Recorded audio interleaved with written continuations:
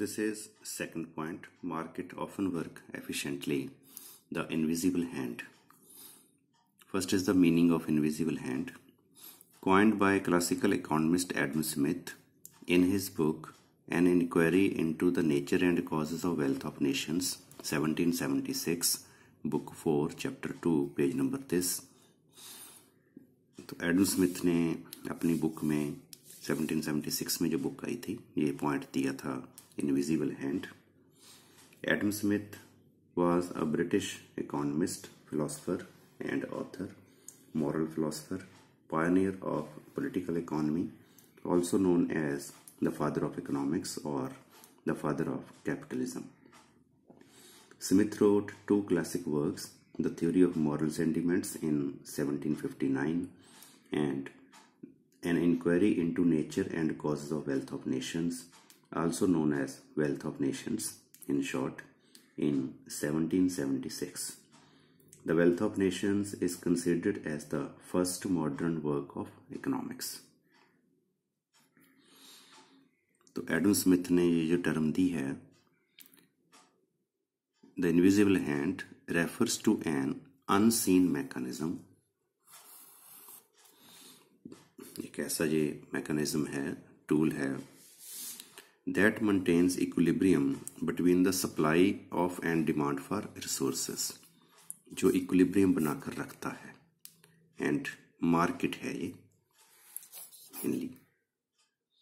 Smith states that the invisible hand functions by virtue of the innate inclination among free market participants to maximize their well-being. Adam Smith के according जो market है, free market means without any government regulations जो चलती है, वहाँ अपने आप ही inner इनकी क्वालिटी है मार्केट की, बाय वर्चू अपने आप ही वो ऐसे चलती है सबकी वेलबींग के लिए. ही एनविजन का मतलब होता है कि imagine as a future possibility. He envisioned the invisible hand as eliminating the need for market intervention. तो मार्केट इंटरवेंशन में ज़रूरत गवर्नमेंट की नहीं है on the part of the government, क्योंकि मार्केट अपने आप ही काम करती रहती है. क्योंकि मार्केट कौन सी चीज़ पैदा करेगी? जिस चीज़ के लिए कंज्यूमर ज़्यादा मनी देने को तैयार है. अगर कंज्यूमर ज़्यादा मनी देने को तैयार है, इट मीन्स सोसाइटी को वो चीज़ ज़्यादा वैल्यूएबल है. इट मीन्स वो चीज़ पैदा होनी चाहिए और मार्केट वो चीज़ पैदा करेगी. जब मार्केट वो चीज़ पैदा करेगी, इट मीन्स जो रिसोर्सेज हैं वो उस चीज़ को पैदा करने में लग जाएंगे. तो रिसोर्सेज की जो एलोकेशन है वो अपने आप ही बेस्ट हो जाएगी. तो गवर्नमेंट की इंटरफेरेंस की इसमें ज़रूरत नहीं होती. इसलिए इनविजिबल हैंड जो है मार्केट, जिसको हम बोल सकते हैं, ये अपने आप ही इकॉनमी में एफिशिएंसी बना के रखती है. But there are some limitations of invisible hand also. इसकी कुछ लिमिटेशंस भी हैं. जैसे इसको हम दो पॉइंट भी बना सकते हैं. फर्स्ट पॉइंट है, सेकंड पॉइंट है. Invisible hand can work its magic only if the government enforces the rules and maintains the institutions that are key to a market economy. तो इनविजिबल हैंड तभी काम करेगा अगर गवर्नमेंट के जो rules regulations हैं, law and order है, वो सिचुएशन बनी रहे कंट्री में. For example, market works only if property rights are enforced. A farmer would not grow food if he expects his crop to be stolen. And a music company would not produce CDs if too many potential customers avoid paying by making illegal copies. तो market कभी भी कहते काम नहीं करेगी अगर farmer के ने जो क्रॉप ग्रो की, तो अगर उसको लगे कि मेरी क्रॉप चोरी हो जाएगी, या कोई सीडी कंपनी है उसको लगे कि लोग डुप्लीकेट सीडी बना लेंगे, तो ये चीज़ें, इन चीज़ों को रोकने के लिए जो रूल्स हैं, रेगुलेशंस हैं, गवर्नमेंट उनको एनफोर्स करती है. इसलिए अगर गवर्नमेंट ये रूल्स रेगुलेशंस एनफोर्स ना करे, अब फार्मर को पता है कि मेरी कोई जो क्रॉप है वो चोरी नहीं कर सकता क्योंकि पुनिशमेंट मिलेगी. ऐसे ही सीडीज को वालों को पता है कि हमारी सीडी की कोई पायरेटेड कॉपी नहीं बना सकता, क्योंकि रूल्स के अकॉर्डिंग हमें उसके ऊपर जो कोर्ट केस है कर सकते हैं, और जो मतलब कोई लीगल पनिशमेंट है वो उसको मिल सकती है। तो इसलिए सारे अपने अपने प्रोडक्ट बनाने में सेफ हैं। तो ये सेफ्टी जो उनके पास आई वो गवर्नमेंट के रूल्स ने दी, इसलिए गवर्नमेंट के रूल्स के बिना ये काम नहीं हो सकता। The invisible hand counts on our ability to enforce our rights. Although the invisible hand usually leads market to allocate resource efficiently, तो रिसोर्सेज जो है वो एफिशिएंटली यूज हो जाते हैं मार्केट में, no doubt. This is not always the case. Economists use the term market failure.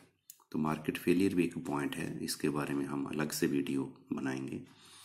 To refer to a situation in which the market in its own fails to produce an efficient allocation of resources.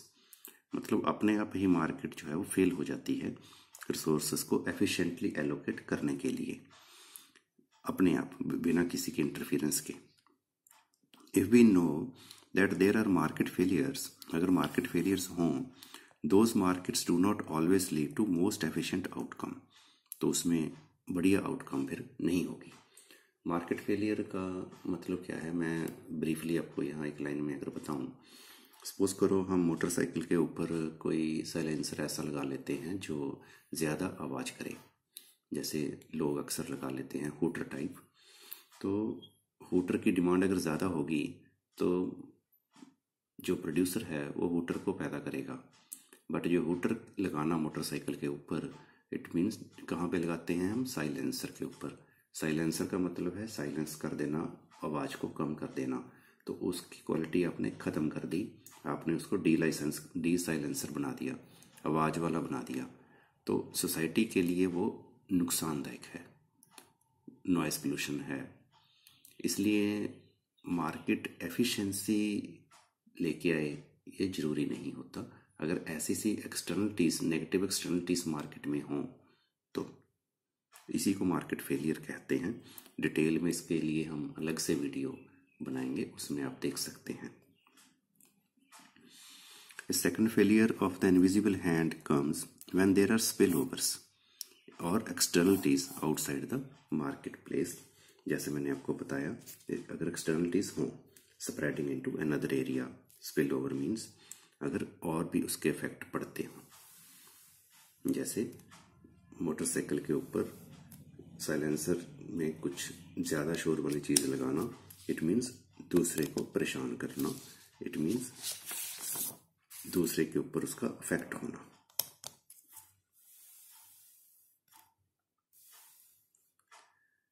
This is third limitation, you can से।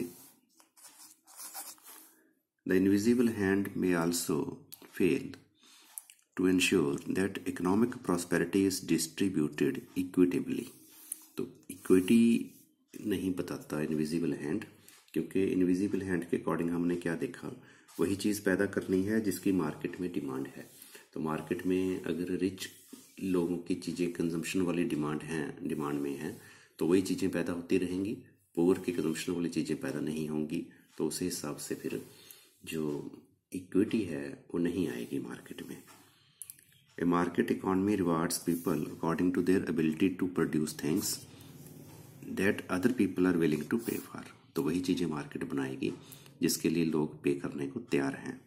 For example, the world's best basketball player earns more than the world's best chess player. Chess player के comparative basketball player को ज़्यादा पैसे मिलते हैं, simply because people are willing to pay more to watch basketball than chess. तो India में हम जैसे सोचते हो कि क्रिकेट प्लेयर को ज़्यादा पैसे मिलते हैं, तो क्रिकेट प्लेयर के कंपैरेटिव इंटरनेशनल लेवल पे देखें तो बास्केटबॉल ज़्यादा पॉपुलर है। अभी रिसेंटली जो वर्ल्ड कप हुआ था 2-3 साल पहले, 1 साल पहले, तो उसमें क्रिकेट वर्ल्ड कप में 10 कंट्रीज थी, जबकि बास्केटबॉल और फुटबॉल जैसी जो गेम्स हैं, फुटबॉल का हुआ था जैसे, उसमें 52 कंट्रीज थी। तो कोई भी हो, चाहे क्रिकेट हो, चाहे बास्केटबॉल हो, चाहे फुटबॉल हो, हमारे कहने का मतलब क्या है कि जिस मैच को लोग ज़्यादा देखना पसंद करेंगे, इट मीन्स उस प्लेयर की वैल्यू ज़्यादा होगी। तो मार्केट में मतलब जिस चीज़ की डिमांड ज़्यादा होगी उसी चीज़ को मार्केट में पैदा किया जाएगा। तो the invisible hand does not ensure that everyone has sufficient food, decent clothing, adequate health care. तो ये चीज़ें इनविजिबल हैंड का देखना काम नहीं है। उन्होंने सिर्फ वही देखना है कि क्या चीज़ पैदा हो रही है, क्या चीज़ की डिमांड है, वही पैदा करो। To conclude, we can say that specialization and exchange can make each party better off, which shows that when one person is doing only one work for a long time, then he is specialized in his own work, but he also needs other things for his survival. Thus the need of exchange arises and trade starts, जैसे हमने सारा study किया. It also shows that how the invisible hand usually leads to market to allocate resources efficiently. This was all about the topic how do people interact. ये कुछ books हैं जिनमें से ये बनाया है. मैनक्यू की बुक है economics principles and applications, Cengage learning publication है. रॉगर ले रॉय मिलर की बुक है economics today the micro view, Pearson की पब्लिकेशन है. डोमिनिक स्लबटर की बुक है principles of micro economics, Oxford. Samuelson and Nordhaus की बुक है इकोनॉमिक्स, ये टाटा मैकग्रा-हिल पब्लिकेशन है. For more detail you can go through these books. Thank you. Thanks for watching this video.